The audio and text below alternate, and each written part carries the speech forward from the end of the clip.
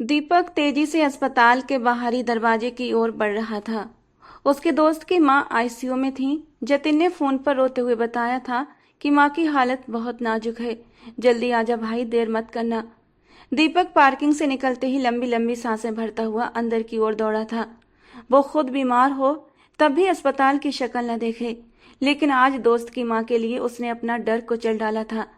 जतिन की मां का हाल पूछने के बाद जैसे ही वो राहदारी में दाखिल हुआ, उसकी नजर सामने खड़ी शमिता जी पर पड़ी थी और उनके साथ ईशा भी थी। वो डॉक्टर के कमरे में दाखिल हो रही थी। दरवाजे पर नेम प्लेट चमक रही थी, डॉक्टर महरीन, गायनेकोलॉजिस्ट। एक पल को तो दीपक की सांसें अटक गई थीं। ईशा गायनी क्लिनिक में, वो भी आंटी जी के साथ। उसकी आंखों में जैसे नुकीले शीशे उतरने लगे थे। बेचैनी की लहर उसके सीने में उठी और वो बाहर निकलने का इरादा छोड़कर पिलर की आड़ में खड़ा हो गया। कुछ ही देर में ईशा बाहर आई थी तो उसके चेहरे का रंग उड़ा हुआ था। मम्मी, डॉक्टर नहीं मान रही, अब क्या करें? वो लगभग फुसफुसाते हुए बड़बड़ा रही थी। शमिता जी का चेहरा सख्त हो गया। क्या कहती है डॉक्टर? ईशा की आंखों में आंसू चमकने लगे। डरते हुए बोली, डॉक्टर कह रही है कि खतरा है क्योंकि 2 महीने हो चुके हैं। शमिता जी ने अपना माथा पीट लिया। तू मर क्यों नहीं जाती ईशा? तूने हमें जमाने के सामने जीने के लायक नहीं छोड़ा। ईशा का चेहरा सफेद पड़ गया। उसने होठों को दांतों में दबा लिया और हाथ में पकड़ी रिपोर्ट की फाइल को उंगलियों से मसलने लगी। शमिता जी का माथा पसीने से तर था, लेकिन ईशा को घूरते हुए उनकी आंखों में सिर्फ गुस्सा था। अब कहाँ ले जाऊं तुझे? इज्जत का तमाशा निकाल दिया तूने। ज्यादा देर यहाँ भी नहीं रुक सकते। अगर कोई जान पहचान वाला निकल आया तो क्या कहेंगे? ईशा और भी घबरा गई। क्यों ना मम्मी किसी और से बात कर लें। ये डॉक्टर अब कुछ नहीं कर सकती। ऐसे केस वो लेती भी नहीं है। शमिता जी ने चेहरे पर चादर का पल्लू खींचकर ठीक किया और तेजी से बाहर निकल गईं। ईशा भी उनके पीछे पीछे चेहरे को छुपाती हुई चल पड़ी। दीपक अब भी पिलर की आड़ में खड़ा था। उसने फौरन सिर झुका लिया, टोपी को नीचे खिसका लिया, चेहरा छुपा लिया। वो जा चुकी थी, लेकिन दीपक वहीं सन खड़ा था। उसकी आंखें बार बार डॉक्टर की नेम प्लेट पर टिक रही थी, गायनेकोलॉजिस्ट। ईशा आखिर यहाँ क्यों आई थी? उसके दिमाग में जैसे कोई भूचाल आया हुआ था। उसके चेहरे पर बेचैनी साफ दिखाई दे रही थी।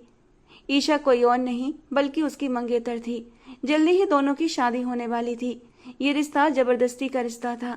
वो ईशा को पसंद नहीं करता था और ना ही उसे शादी करना चाहता था, लेकिन बचपन से लेकर अब तक उस पर सिर्फ इन लोगों ने अपनी मनमानी की थी और उसकी जिंदगी के इतने बड़े फैसले पर भी उन्होंने वही किया। उसके माँ बाप मेहरा साहब की हवेली में काम करते थे। एक दिन जब स्विमिंग पूल साफ करने के लिए दीपक के पापा पूल में उतरे तो उन्हें नहीं पता था कि पानी में करंट फैला हुआ है। शायद कोई तार टूटकर पानी में गिर चुकी थी। उन्हें बिजली का तेज झटका लगा और वो हाथ पैर फड़फड़ाने लगे। दीपक की माँ, जो इस घर में खाना बनाने का काम करती थी, दौड़कर आई और अपने पति को बचाने की कोशिश की, लेकिन उन्हें भी तेज झटका लगा और दोनों पति पत्नी मौके पर ही दम तोड़ बैठे। पीछे रह गया था 5 साल का मासूम सा दीपक। मामले को रफा दफा कर दिया गया था। पुलिस को भी खबर नहीं होने दी थी। वैसे भी दीपक का कोई अपना नहीं था, इसलिए सुनील मेहरा ने उसे हवेली में ही रख लिया, लेकिन उसे कभी दिल से अपनाया नहीं था। सुनील मेहरा के पिता सूरज मेहरा यानी दादाजी ही दीपक से सच्चा प्यार करते थे। सुनील मेहरा की सिर्फ एक ही संतान थी, ईशा। उसके बाद उन्हें कोई संतान नहीं हुई। दादाजी दीपक से दिल से जुड़े हुए थे और दीपक भी उन्हें सगे दादा की तरह मानता था। बचपन से लेकर अब तक सुनील मेहरा, उनकी पत्नी शमिता और बेटी ईशा ने दीपक पर हर तरह के जुल्म किए थे। उसे अपमानित किया था, ताने दिए थे, लेकिन दीपक सब सहता रहा क्योंकि उसके पास और कोई ठिकाना नहीं था। कम से कम दादाजी का प्यार तो उसे मिलता था और वही उसके लिए बहुत था। दादाजी उसकी पढ़ाई, उसकी जरूरतें और जेब खर्च का पूरा पूरा ख्याल रखते थे। दीपक उन्हीं में अपनी दुनिया ढूंढता रहा। फिर जब घर में ईशा की शादी की बात चली तो न जाने क्यों दादाजी ने दीपक और ईशा का रिश्ता तय कर दिया, और इस रिश्ते को पक्का करवाने के पीछे सबसे बड़ा हाथ शमिता जी का था। दीपक को ये समझ नहीं आ रहा था कि वो अपनी इकलौती बेटी का हाथ उसके हाथ में क्यों दे रही हैं, लेकिन आज जो सच्चाई उस पर खुली थी वो उसे अंदर तक तोड़ चुकी थी। क्या ये सच था या सिर्फ उसका शक, वो तय नहीं कर पा रहा था। उसने फौरन जतिन को कॉल कर दिया। जतिन, तू डॉक्टर महरीन को जानता है? क्यों यार, सब ठीक तो है ना? मैंने ईशा को और आंटी जी को उस क्लिनिक से निकलते देखा है। जतिन का चेहरा भी फिक्र से भर गया। दीपक, कहीं तेरी शमिता आंटी फिर से माँ तो नहीं बनने वाली? अबे चुप, बकवास मत कर, ऐसा कुछ भी नहीं है। आंटी जी तो बाहर खड़ी थी, लेकिन ईशा अंदर गई थी और जब निकली तो दोनों बहुत परेशान थी। यार ये तो वाकई अजीब है, लेकिन सच क्या है ये तो डॉक्टर ही बता सकती है। दीपक का दिल घबरा रहा था। उस रात जब वो घर पहुंचा तो माहौल आम दिनों जैसा नहीं था। न ईशा के चेहरे पर वो तेज था, न आंटी जी की बातों में रौब। दोनों पहले से ज्यादा खामोश थीं। दीपक ने खुद को कमरे में बंद कर लिया। वो सोचता रहा, ईशा जो हमेशा अकड़ी अकड़ी रहती थी, खुद में मगन, जिद्दी, वही ईशा आज इतनी डरी हुई क्यों थी? हालांकि उसे ईशा कभी पसंद नहीं थी, लेकिन अब तो घर में रिश्ते की बात चल रही थी और यही सोचकर उसके दिल में एक शक ने घर कर लिया था। दादाजी ने 2 बार खाने पर बुलाया, मगर उसने सिरदर्द का बहाना कर दिया। अगली सुबह जब दीपक नीचे आया तो सामने ही ईशा बैठी थी, लेकिन दीपक को देखकर उसके चेहरे पर जैसे नफरत के रंग उभर आए। दीपक ने एक पल के लिए उसकी आंखों में देखा और फिर नजर फेर ली। तभी आंटी जी ने धीमे मगर ठहरे हुए लहजे में कहा, दीपक बेटा, तुम्हारी शादी की तैयारियां शुरू कर दी हैं मैंने। आज तुम्हारी शेरवानी का नाप देना है, तो मेरे साथ चलोगे टेलर के पास? शमिता जी ने चाय की प्याली सामने रखी और बड़े मधुर अंदाज में कहा। जब से दीपक और ईशा की बात पक्की हुई थी, शमिता जी का अंदाज अचानक बदल गया था। वही शमिता जी जो पहले दीपक से ना तो ढंग से बात करती थी और ना ही उसे कोई खास अहमियत देती थी। दीपक ने चुपचाप चाय का कप उठाया और उनकी आंखों में झांकते हुए पूछा, ईशा की तबीयत ठीक है? ईशा जो बैठी अपनी नाखूनों को फाइल कर रही थी, चौंकर दीपक की ओर देखने लगी, लेकिन शमिता जी एक पल को बुरी तरह घबरा गई। हाँ, बिल्कुल ठीक है, फिटफाट है वो। दीपक की आवाज में अब हल्की सी तल्खी थी। फिर कल वो गायनेकोलॉजिस्ट के पास क्यों गई थी? ये सुनते ही ईशा के हाथ से मेंटल फाइल जमीन पर गिर गई थी। झन की आवाज से जैसे पूरे कमरे की खामोशी को चीर गया था। शमिता जी के चेहरे का रंग उड़ गया और दीपक की नजरें अब दोनों माँ बेटी की हलचल को पैनी शिकारी की तरह पड़ रही थी। ईशा ने नजरें चुराई और शमिता जी ने हड़बड़ी में जवाब गढ़ने शुरू कर दिए। बस थोड़ा सा बुखार था, इसलिए अस्पताल लेकर गई थी इसे। दीपक के चेहरे की मांसपेशियां तन गई थीं। वो साफ जान गया था ये बात उसे चुप कराने के लिए गढ़ी गई है। शमिता आंटी, बुखार के लिए कोई गायनेकोलॉजिस्ट के पास नहीं जाता। अब शमिता जी की जबान सिल गई। उनके पास कोई जवाब नहीं था। उनकी आंखें इधर उधर भटकने लगीं। दीपक चुप हो गया, लेकिन उसके भीतर शक की आग और तेज जलने लगी थी। उसने ईशा की ओर देखा। उसने चुपचाप चाय का कप उठाया, लेकिन उसकी उंगलियां बुरी तरह थरथरा रही थीं। शमिता जी की हालत भी कुछ कम खराब नहीं थी। माथे पर पसीना, होंठ सूखे हुए और आंखें बेचैन। दीपक अब और कुछ बोले बिना उठकर खड़ा हुआ, सीधा अपने कमरे में गया, दरवाजा बंद कर लिया और बिस्तर पर बैठ गया। अंदर एक तूफान मचा हुआ था। कुछ तो है जो उससे छुपाया जा रहा है और ये मेरे साथ छल है। उसने फौरन जतिन को कॉल किया। जतिन, मुझे डॉक्टर महरीन से मिलना है। कुछ भी कर, कोई भी सोर्स लगा। जतिन ने बिना देर किए कहा, भाई इसमें सोर्स लगाने की क्या बात है? वो तो मेरी दोस्त है और इस अस्पताल की टॉप गायनेकोलॉजिस्ट है। दीपक ने लंबी सांस ली। मुझे ईशा की केस हिस्ट्री जाननी है, सब कुछ, पूरा सच। क्या तू मेरी मदद कर सकता है? जतिन थोड़ी देर चुप रहा, फिर बोला, मैं बात करता हूँ उससे। चल तू मेरे साथ चल, आमने सामने बात करते हैं। दीपक की आंखों में उम्मीद की चिंगारी चमक उठी। मैं तैयार हूँ, अभी चलते हैं। 10 मिनट बाद दोनों गाड़ी में बैठ चुके थे। अस्पताल की ओर निकल पड़े। दीपक का दिल बेतहाशा धड़क रहा था। हाथ ठंडे पड़ चुके थे। जैसे ही वो गायनेकोलॉजी विभाग में पहुंचे, सामने डॉक्टर महरीन सफेद कोट पहने टी ब्रेक ले रही थी। गरिमामय व्यक्तित्व, तेज निगाहें और आत्मविश्वास भरा लहजा। जतिन ने मुस्कुराकर उन्हें ये मेरा दोस्त दीपक है, ये आपसे एक मरीज के बारे में बात करना चाहता है। डॉक्टर महरीन ने गहरी नजरों से दीपक की ओर देखा। उसकी आंखों में सवालों की आग थी और आवाज में टूटता हुआ यकीन।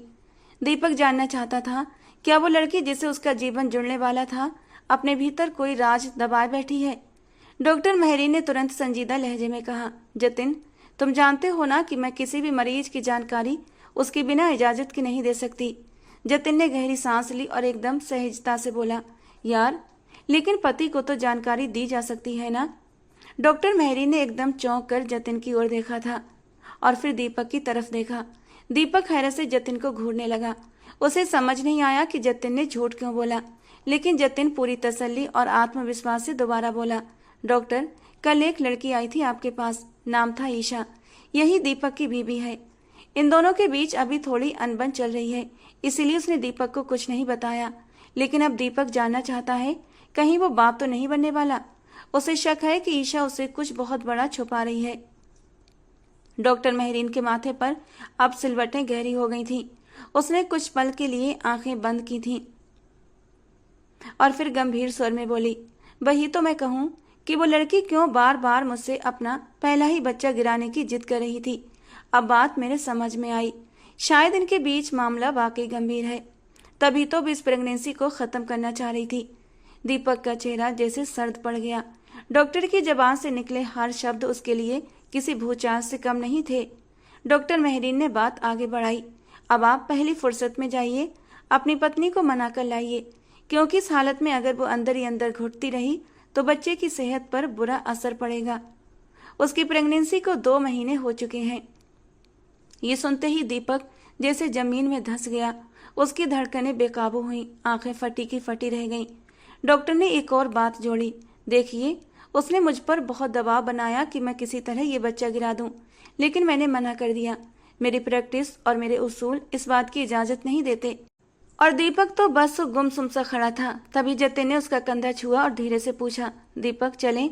दीपक ने खाली नजरों से उसकी ओर देखा।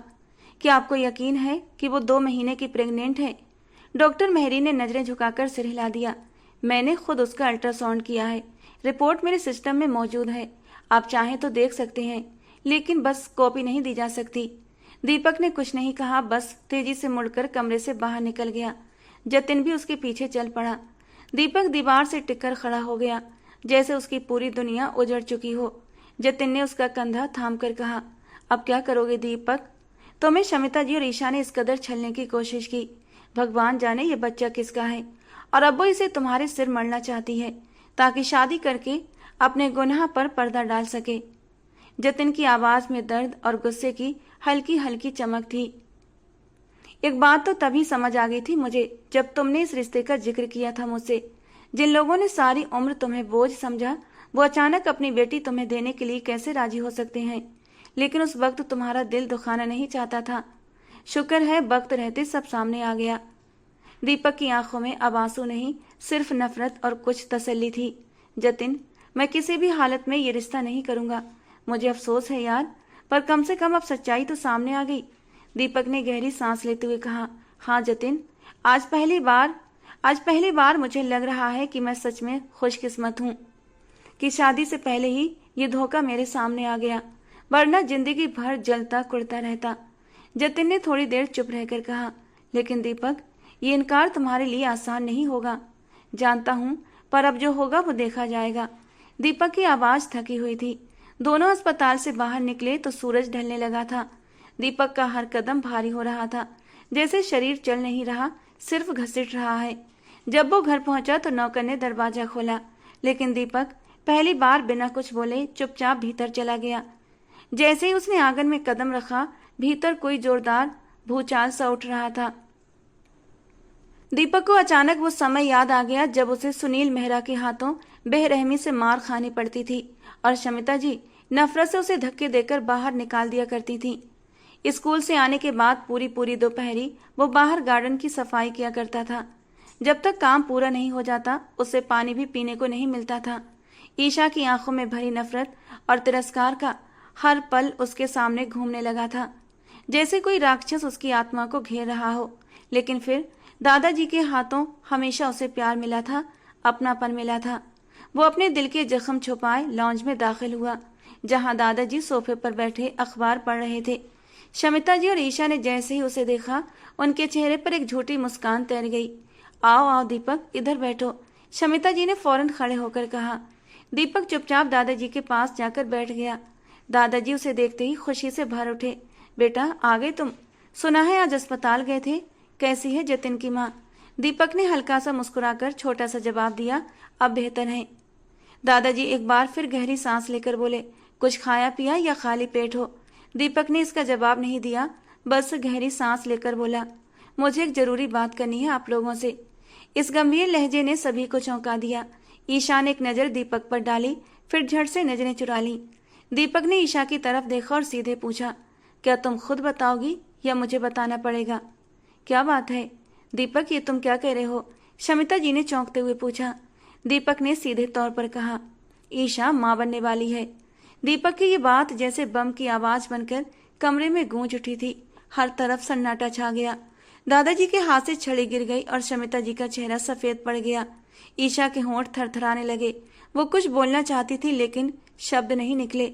शमिता जी खुद को संभाल नहीं पा रही थी। चिल्लाते हुए बोली, ये झूठ है। जतिन ने तुरंत फौरन कहा, मैं खुद गायनेकोलॉजिस्ट से मिला हूँ और रिपोर्ट देखी है मैंने। डॉक्टर ने मुझे सब कुछ बताया है। शमिता जी ने हड़बड़ी में कहा, दीपक तुम गलत समझ रहे हो। ईशा बीमार है, कुछ गलतफहमी हो गई है तुम्हें। क्या बीमारी है उसे? मैं अच्छे से जानता हूँ। आपकी बेटी ईशा अपनी सारी हदें पार कर चुकी है। यहाँ तक कि वो प्रेग्नेंट हो चुकी है और अब बच्चा गिराने की नौबत आ गई है। दीपक ने कड़वी सच्चाई बोली। ईशा ने आंखें बंद कर ली। उसका चेहरा शर्म से लाल हो गया था, लेकिन उसकी जुबान एकदम सिल गई थी। दादाजी ने गुस्से से कहा, दीपक तुम हमारे खानदान के नाम को कलंकित नहीं कर सकते। दीपक ने पलटकर कहा, बेशक आपने मुझे अनाथ समझकर पालन किया, लेकिन खानदान की इज्जत मैंने नहीं, आपकी पोती ने कलंकित की है। और अब आप चाहते हैं कि मैं इसके नाजायज रिश्ते की कीमत अदा करूं, तो ये मुझसे नहीं हो सकेगा। शमिता जी के चेहरे पर आंसू थे। उसने हाथ जोड़कर कहा, दीपक अगर तुम्हें कोई गलत फहमी हुई है तो हम बैठकर बात कर सकते हैं। जबकि दीपक ने नफरत से कहा, मुझे कोई भी गलत फहमी नहीं है। दादाजी आप ईशा से खुद पूछ सकते हैं। और ईशा की झुकी हुई नजरों ने सब कुछ साफ कर दिया था। दादाजी की आंखों से 2 आंसू फिसल पड़े। गेट पर खड़े सुनील मेहरा भी पत्थर हो चुके थे। शमिता जी रोते हुए दीपक के आगे हाथ जोड़ने लगी। हमारी इज्जत अब तुम्हारे हाथ में है दीपक, तुम ईशा से शादी कर लो। दीपक ने गंभीरता से कहा, मैं माफी चाहता हूँ, लेकिन मैं ये शादी नहीं कर सकता। खुद को संभालते सुनील मेहरा आगे बढ़े थे और एक हाथ जोर से टेबल पर मारते हुए बोले, तुम ये विवाह नहीं रोक सकते दीपक। हमने सबको बुला लिया है, कार्ड छप चुके हैं। अब तुम क्या करोगे? दीपक ने कठोर स्वर में कहा, अब आप लोग खुद ही इस मामले को संभालें, क्योंकि मैं ये घर छोड़कर जा रहा हूँ। दादाजी की आंखों में आंसू थे। बेटा मत जाओ, ये घर तुम्हारा है। दीपक ने रुकते हुए कहा, नहीं दादाजी, यहाँ रहकर मैं रोज मरता रहूंगा। अब मैं इस घर में नहीं रह सकता। ईशा आंखें बंद करके अपना चेहरा छुपाने लगी और शमिता जी जमीन पर बैठकर रोने लगी। दीपक ने बिना कोई और शब्द कहे घर छोड़ने का फैसला कर लिया। वो बाहर निकला तो खुद को आजाद महसूस करने लगा, लेकिन दिमाग में खालीपन और दिल में एक भारी बोझ था। बाहर हवाएं तेज चल रही थीं और बादल आकाश को घेर रहे थे। वो सड़क पर चलता जा रहा था। तभी अचानक ईशा की कॉल आई। उसने फोन काट दिया, लेकिन कॉल्स का सिलसिला लगातार जारी रहा। कभी सुनील मेहरा की, कभी समिता जी की और कभी ईशा की। दीपक ने महसूस किया कि उसका दिल चाह रहा था वो अपना फोन उठाकर फेंक दे और तोड़ दे। तभी जतिन का फोन आया, जिसे दीपक ने फौरन पिक कर लिया। दीपक तू जहां भी है फौरन घर पहुंच, तेरे दादाजी को हार्ट अटैक आया है। दीपक की धड़कनें एकदम तेज हुई थीं। क्या कहा? दादाजी को हार्ट अटैक? वो बुरी तरह बौखला गया। उसके कदम जैसे वहीं पर रुक गए थे। आंखों के सामने दादाजी का चेहरा घूमने लगा था और वो अपने मन में सोचने लगा, दादाजी ने मुझे कितना रोका था, लेकिन मैं नहीं रुका। वो अब दौड़ने लगा, जैसे दिल पर भार उतरने को तैयार हो, लेकिन अभी भी उसे अंदर एक खालीपन महसूस हो रहा था। वो घर के गेट तक पहुंचा। अंदर सब लोग इकट्ठे थे। उनके चेहरों से ही परेशानी झलक रही थी। दीपक ने कोई शब्द कहे बिना गेट खोला और अंदर दाखिल हो गया। उसे लगा जैसे सब कुछ धुंधला हो रहा है और उसकी जिंदगी अब उसी दोहराए पर आकर खड़ी हुई जहां से वो पीछे नहीं जा सकता था। दीपक भागता हुआ दादाजी के कमरे की ओर दौड़ा। कमरे में दाखिल होते ही उसकी नजर बिस्तर पर लेटे दादाजी पर पड़ी थी। वो ऑक्सीजन मास्क लगाए हुए थे। एक नर्स सामने खड़ी थी और डॉक्टर दवाइयां लिख रहा था। दीपक हाँफते हुए उनके करीब पहुंचा था। दादाजी, दादाजी। दादाजी ने आंखें खोलने की कोशिश की। कांपते हुए लबों से बोले, दीपक तू आ गया? मैं आ गया दादाजी, देखिए मैं आ गया। दीपक ने उनके हाथ थाम लिए। दादाजी की आंखें भर आईं। उन्होंने धीमे स्वर में कहा, बेटा बस एक आखिरी बात मान ले मेरी, ईशा से शादी कर ले। हमारी इज्जत का मान रख ले। दीपक जैसे किसी गहरी खाई में गिरा था। दादाजी की कांपती आवाज, कमजोर हाथों की भीख और उन आंखों की विनती, सब कुछ उसकी रूह को झकझोर गया। दादाजी ने आगे कहा, बेटा भले हमें मत देखो, लेकिन ये मत भूलो तेरे माँ बाप के जाने के बाद हमने तुझे अपनी जान से बढ़कर पाला है। कभी किसी चीज की कमी नहीं आने दी। आज अगर तू इनकार करेगा तो ये खानदान किसी को मुंह दिखाने के लायक नहीं रहेगा। दीपक ने नजरें झुका ली, होंठ कांपने लगे। अगर आपको मेरे हाँ कहने से सुकून मिलेगा तो मैं तैयार हूँ दादाजी। दादाजी के होंठों पर हल्की सी मुस्कान आई। भगवान तुझे खुश रखे, अब मेरी रूह को सुकून मिलेगा। दीपक ने दादाजी का हाथ चूमा। कमरे में मौजूद हर आंख नम थी। डॉक्टर ने दादाजी का बीपी चेक किया और कहा, अब खतरे की कोई बात नहीं है, लेकिन इन्हें पूरी तरह आराम की जरूरत है। कोई टेंशन वाली बात न की जाए। दीपक बाहर निकला तो सामने ही शमिता जी और ईशा खड़ी थीं। शमिता जी की आंखों में संतोष और कृतज्ञता थी। बेटा तुमने बड़प्पन दिखाया है, हमारा मान रख लिया। लेकिन ईशा की आंखों में एक तूफान था। वो नीचे देख रही थी, उसका चेहरा लाल हो चुका था। दीपक ने एक बार भी उसकी तरफ नहीं देखा। वो सीधे अपने कमरे की ओर चला गया। दरवाजा बंद करते ही वो जमीन पर बैठता चला गया। आंखें हल्के से बंद की, लेकिन आंसू बह रहे थे। दूसरी ओर ईशा अपने कमरे में गई और दरवाजा जोर से बंद कर लिया। आईने के सामने खड़ी होकर खुद से बड़बड़ाई, ये कैसे हो गया? वो इतनी जल्दी क्यों मान गया? उसने दीवार पर जोर से हाथ मारा। मैंने तो कभी नहीं चाहा था उसे, अब सारी जिंदगी उसी के साथ बितानी पड़ेगी। ईशा के भीतर आग सुलग रही थी। उसे लग रहा था जैसे उसकी दुनिया, उसका नियंत्रण, सब कुछ छिन चुका है। उसी रात शमिता जी दीपक के कमरे में आई। बेटा कल शाम को ही शादी रखी गई है। पापा जी की हालत और इंतजार नहीं करने दे रही। दीपक ने चुपचाप सिर हिला दिया था। अगले ही दिन दोनों का बेहद सादगी से विवाह हो गया था। शमिता जी ने ऊपर का हिस्सा उनके लिए सेट करवा दिया था। ईशा विदा होकर वहीं चली गई। आज दीपक की सुहागरात थी, लेकिन उसका दिल नहीं कर रहा था कि वो कमरे में जाए जहां उसकी दुल्हन उसका इंतजार कर रही थी। लेकिन परिवार की लाज रखने के लिए वो दिल पर पत्थर रखकर उस ओर बढ़ा था। जैसे ही वो राहदारी में दाखिल हुआ, शमिता जी के कमरे के पास से गुजरते हुए भीतर से ईशा की आवाज सुनाई दी, अगर वो मेरे कमरे में आया तो मैं खुदकुशी कर लूंगी। बहुत हो चुका ये ड्रामा। दीपक के कदम अब एकदम से रुक चुके थे। दिल एकदम जोर जोर से धड़कने लगा था। दरवाजा थोड़ा सा खुला हुआ था। आवाजें साफ आ रही थीं। ईशा, ये कैसी बातें कर रही हो तुम? तुम्हारा विवाह हुआ है, वो अब तुम्हारा पति है। शमिता जी की घबराहट साफ झलक रही थी। तो क्या करूं मैं? नहीं मानती मैं इस रिश्ते को, और ना कभी दिल में दीपक था और ना कभी होगा। दीपक की सांसें बंद होने लगीं, जैसे जमीन उसके नीचे से सरक रही हो। अब क्या चाहती हो तुम? सब कुछ तो हो चुका है, और मत भूलो कि तुम एक नाजायज बच्चे की माँ बनने वाली हो। मम्मी, ना मैं इस बात को भूली हूँ और न भूलना चाहती हूँ, लेकिन एक बात आप भी कान खोलकर सुन लें। मुझे समीर चाहिए। हम दोनों का रिश्ता अभी भी कायम है। जैसे उसके घर वाले मानेंगे हम शादी कर लेंगे। ईशा, तूने तो हमें बर्बाद कर दिया। ये मुसीबत क्यों हमारे सिर पर लेकर आई? मुसीबत नहीं माँ, मोहब्बत है ये। मैं सिर्फ समीर से प्यार करती हूँ और उसी से शादी करूंगी। तुझे पता भी है तू 2 महीने की प्रेग्नेंट है। अगर समीर ने तुझे अभी तक नहीं अपनाया तो बाद में क्या अपनाएगा? और बच्चा हो गया तो क्या?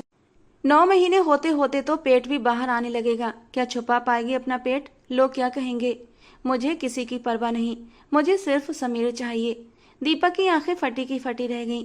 वो चुपचाप उल्टे कदमों से पीछे हटने लगा। खानदान की इज्जत बचाने के लिए उसने उस लड़की को किस कदर दर्द से गुजरकर अपनाया था, ये वही जानता था। इसके बावजूद भी वो उसके लिए दिल में इतनी नफरत और तिरस्कार रखती थी। अब भी अपने आशिक के गुण गा रही थी। वो अब आंखों देखी मक्खी नहीं निगल सकता था। दरवाजे तक पहुंचा ही था कि तभी एक आवाज आई, दीपक, इस वक्त कहाँ जा रहे हो? सामने ही दादाजी खड़े थे। दीपक ठिठक गया। कुछ पल तक वो बस खामोश खड़ा रहा, जैसे नींद से जागा हो। आंखें झुका ली, हाथ पैर कांप उठे और दिल पूरी तरह से टूट चुका था। दीपक ने धीरे से सिर उठाया तो उसकी आंखों में नमी तैर रही थी। दादाजी, मैं अब इस घर में और ज्यादा नहीं रह सकता। मेरा दम घुट रहा है यहाँ पर। दादाजी ने हैरान नजरों से उसकी ओर देखा था और फिर एक कदम आगे बढ़ाया। उनकी आंखों में गुस्सा भी था, दुख भी और अफसोस भी। उनका लहजा सख्त हो गया। दीपक, तुमने वादा किया था, तुमने कहा था ये रिश्ता निभाओगे। दीपक की पलकें कांप उठी, उसकी आवाज भीग गई। जानता हूँ दादाजी, लेकिन मेरी हिम्मत अब टूट चुकी है। मैं इसे और नहीं झेल सकता। एक ऐसी लड़की जिसने पहली रात ही मुझे ठुकरा दिया। मैं उसका पति कहलाने के काबिल नहीं, और वो मेरी पत्नी बनने के लायक नहीं। दादाजी के चेहरे की झुर्रियां और भी गहरी हो गईं। उन्होंने जैसे हाथ बढ़ाया कि दीपक को रोक लें, लेकिन दीपक तेजी से दरवाजे की ओर बढ़ा और बाहर निकल गया। नौकर भी कुछ कहने के लिए आगे बढ़ा था, लेकिन दीपक ने उसकी तरफ भी नहीं देखा। गेट खोला और गाड़ी में बैठते ही स्टीयरिंग को कसकर पकड़ लिया। इंजन स्टार्ट होते ही गाड़ी शहर की रोशनियों को पीछे छोड़ती हुई एक अनजाने सफर की ओर निकल पड़ी। आसमान पर बादल छाए हुए थे, सड़कें सुनसान थी और हर चीज जैसे उदास थी, जैसे पूरी कायनात भी उसके दर्द में शामिल हो गई हो। दीपक को गाड़ी चलाते 1 घंटे से ऊपर हो चुका था। अब वो हाईवे पर पहुंच चुका था। दूर दूर तक कोई रोशनी नहीं थी, सिर्फ उसकी गाड़ी की हेडलाइट्स उस सुनसान अंधेरे को चीर रही थी। उसके दिमाग में बार बार ईशा की कड़कती हुई आवाज गूंज रही थी। अचानक उसने स्टीयरिंग पर जोर से मुक्का मारा था। उसकी आंखों से आंसू छलक गए। वो रो नहीं रहा था, बस भीतर ही भीतर फट रहा था। कितना झूठ है समाज में, वो धीरे से बुदबुदाया। हर बार कहा जाता है कि लड़कियां मजबूर होती हैं, लेकिन कोई ये क्यों नहीं देखता कि लड़के भी मजबूरी की जंजीरों में जकड़े होते हैं, अपनी मर्जी से जी भी नहीं सकते। वो खुद से पूछ रहा था, आखिर मैंने ये शादी ही क्यों की? सिर्फ और सिर्फ सबकी खुशी के लिए ना। लेकिन ये सब करके मुझे क्या मिला? और तभी एक झटका लगा था उसे। उसने तुरंत जोर से ब्रेक लगाए। गाड़ी एक झटके से रुकी थी। दिल उछलकर हलक में आया था। एक बेहद खूबसूरत लड़की सड़क के बीचों बीच खड़ी हाथ हिला रही थी। उसके दोनों हाथ हवा में थे, बाल बिखरे हुए, चेहरा मिट्टी से सना और आंखें डर से भरी हुई थीं। दीपक की गाड़ी रुकते ही वो उसकी तरफ दौड़ी थी। उसके कपड़े जगह जगह से फटे हुए थे। इससे पहले कि वो गाड़ी के करीब आती, दीपक गुस्से से तमतमाता हुआ बाहर निकल आया। माथे पर बल गहरे हो गए। वो तेज कदमों से आगे बढ़ा और चिल्लाया, पागल हो गई हो क्या? सड़क के बीच में खड़ी हो, जान देनी है क्या? लड़की के कदम लड़खड़ा गए। वो बुरी तरह हाँफते हुए बोली, प्लीज मुझे बचा लो, वो लोग मुझे ले जाएंगे। कौन लोग? और तुम हो कौन? सड़क के बीच में क्या कर रही हो? दीपक की बात सुनकर लड़की की आंखें डर से फैल गईं। कांपते होठों से वो कुछ कहने की कोशिश कर रही थी, लेकिन दीपक को कुछ समझ नहीं आ रहा था। वो एकदम से घबरा गया। लड़की रोते हुए बोली, वो मेरे पीछे हैं। अगर उन्होंने मुझे पकड़ लिया तो मैं मर जाऊंगी। दीपक ने चारों ओर देखा था। रास्ता एकदम सुनसान था। कोई भी गाड़ी, कोई भी आदमी आसपास नहीं था। लेकिन उस लड़की की हालत देखकर उसका गुस्सा जैसे कहीं उड़ गया। वो थर थर कांप रही थी। पांव नंगे थे, होंठ नीले पड़े हुए थे। दीपक की आवाज जैसे गले में अटक गई। वो कुछ पल उसे देखता रहा। उसकी आंखों में डर इस कदर समाया हुआ था जैसे उसने मौत को अपनी आंखों से देखा हो। देखो, दीपक की आवाज अब नरम हो चुकी थी, मुझे नहीं पता कि तुम किससे डर रही हो, लेकिन पहले शांत हो जाओ। मुझे तसल्ली से बताओ तुम्हें किससे खतरा है, और आखिर तुम्हें जाना कहाँ है? उसने एक पल रुककर गहरी सांस ली थी। देखो, जहां जाना चाहती हो मैं तुम्हें छोड़ दूंगा, भरोसा करो मुझ पर। इससे पहले कि अनिका कुछ कह पाती, उसकी आंखें बंद होने लगीं। वो अचानक लहराकर जमीन पर गिरने ही वाली थी कि दीपक ने झपट कर उसे थाम लिया। मगर अगर एक पल की भी देर होती तो शायद वो सिर के बल जमीन से टकरा जाती और गहरी चोट आ जाती। रात के सन्नाटे भरे समय में एक अनजान लड़की दीपक की बाहों में बेसुध थी, और दीपक खुद हैरान था कि वो अब क्या करे। उसने उसे होश में लाने के लिए हल्के हल्के झिझोड़ा, मगर कोई भी असर नहीं हुआ। चारों तरफ उसने निगाह दौड़ाई थी। चारों ओर घुप अंधेरा, सुनसान सड़क और एकदम खामोशी। दूर दूर तक न कोई आदमी न कोई गाड़ी। घड़ी पर नजर डाली, रात के ठीक 2 बज रहे थे। वो सोचने लगा, यहाँ और खड़ा रहना खतरे से खाली नहीं है। और फिर उसने अनिका को बड़ी सावधानी से उठाया, गाड़ी का पिछला दरवाजा खोला, सीट पीछे की ओर झुकाई और उसे धीरे से लिटा दिया।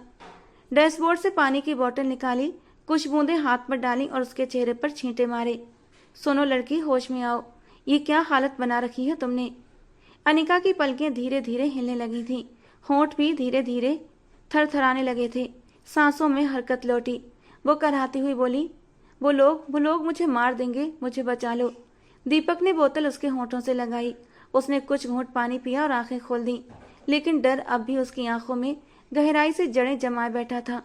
कौन है वो लोग और क्या किया है उन्होंने? दीपक ने सख्त लहजे में पूछा। अनिका ने बस सिर हिला दिया, जैसे वो अभी कुछ नहीं कहना चाहती थी। दीपक की आंखों में उलझन साफ झलक रही थी। उसका खुद का दिमाग वैसे ही उलझा हुआ था और अब ये नई मुसीबत उसके सामने थी।